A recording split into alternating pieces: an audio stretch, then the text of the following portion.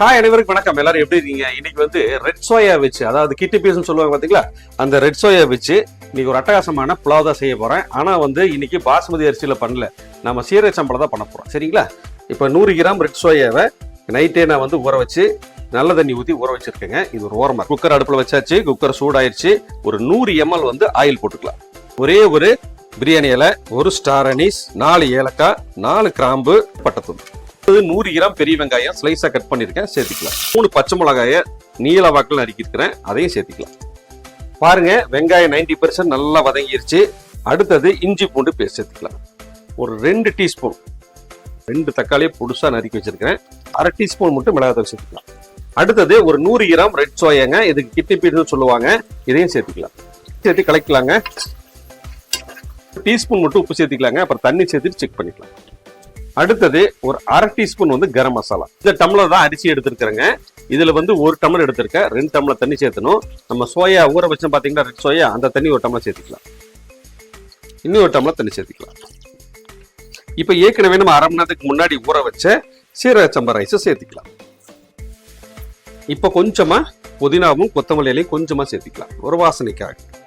இப்ப நம்ம தயிர் நம்ம இதுல சேர்த்துலைங்க, அதனால வந்து ஒரு 1/2 லெமனை ஃபுல்லாவே புளிஞ்சுக்கலாம். இப்போ ஒரு டைம் மிக்ஸ் பண்ணிக்கலாங்க.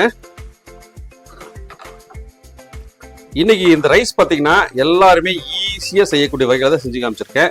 பேச்சுலர் கூட இதை ஈஸியாக செய்யலாம். புதுசாக ட்ரை பண்ணுறது கூட இது மாதிரி ட்ரை பண்ணி பாருங்க, சூப்பராக வரும். சரிங்களா? இப்போ நல்லா மிக்ஸ் பண்ணியாச்சுங்க. இப்போ நம்ம லாக் பண்ணிடலாம். இப்போ வெயிட் போட்டு ஒரு 2 விசில் விட்டு இறக்காம ஓப்பன் பண்ணியாச்சுங்க. நான் வந்து ஒரு 12 மணி நேரம் இந்த சோயாவை ஊற வச்சு போட்டதுனால நான் வேக வச்சு சேர்க்காம டைரக்டா சேர்த்திருக்கேன். சரிங்களா? நீங்க ஒரு 2 ஹவர் 3 ஹவர் ஊற வச்சீங்கன்னா ஒரு 2-3 விசில் விட்டுட்டு அதுக்கப்புறம் இதுல சேர்த்து பண்ணுங்க. சரிங்களா? இப்ப பாருங்க இது எப்படி வந்திருக்குன்னு பாருங்க. இப்படியும் செய்யலாம், ஆனா நீங்க வந்து ரொம்ப நேரம் ஊற வைக்கணும். இவர் சூப்பர் வந்துருச்சுங்களா? அட்டகாசமான soya red soya pulao ready. இல்ல ரெட் சோயா குஸ்கா, ரெட் சோயா பிரியாணி, நீ இதுக்கு எப்படி வேணா பேர் வச்சுக்கலாம். பார்க்கவே எவ்வளவு சூப்பரா இருக்கு பாருங்க. டேஸ்ட்டும் வேற லெவலில் இருக்க போது. நல்ல ஒரு லஞ்ச் பாக்ஸ் ரெசிபிங்க. இது நீங்க வந்து குழந்தைகளுக்கு கொடுத்துட்டீங்கன்னா ரொம்ப விரும்பி சாப்பிடுவாங்க. சூப்பரா இருக்கும். சரிங்களா? இப்போ கொஞ்சமா கத்திரிக்காய் நம்ம ஏற்கனவே நான் வந்து தொக்கு செஞ்சிருக்கோம், அது கூட வச்சு சாப்பிட்டு பார்க்கலாம். சூப்பரா இருக்க போகுது. ரெண்டுமே சரியான காம்பினேஷனுங்க. இந்த புலாவுக்கும் இந்த கத்திரிக்காய் தொக்குக்கும் சூப்பரா இருக்கு. ட்ரை பண்ணி பார்த்துட்டு எப்படி சொல்லுங்க. கண்டிப்பா இது செஞ்சீங்கன்னா இதையும் கூட செஞ்சு சாப்பிடுங்க. இல்ல இதை செஞ்சீங்கன்னா இதுக்காகவே இதை செய்யலாம். சரிங்களா? செம்மையா இருக்கு போது. இந்த வீடியோ பிடிச்சிருந்தா நிறைய பேருக்கு ஷேர் பண்ணுங்க. நன்றி, வணக்கம். அடுத்துட்டு பார்க்கலாங்களா? பாய்.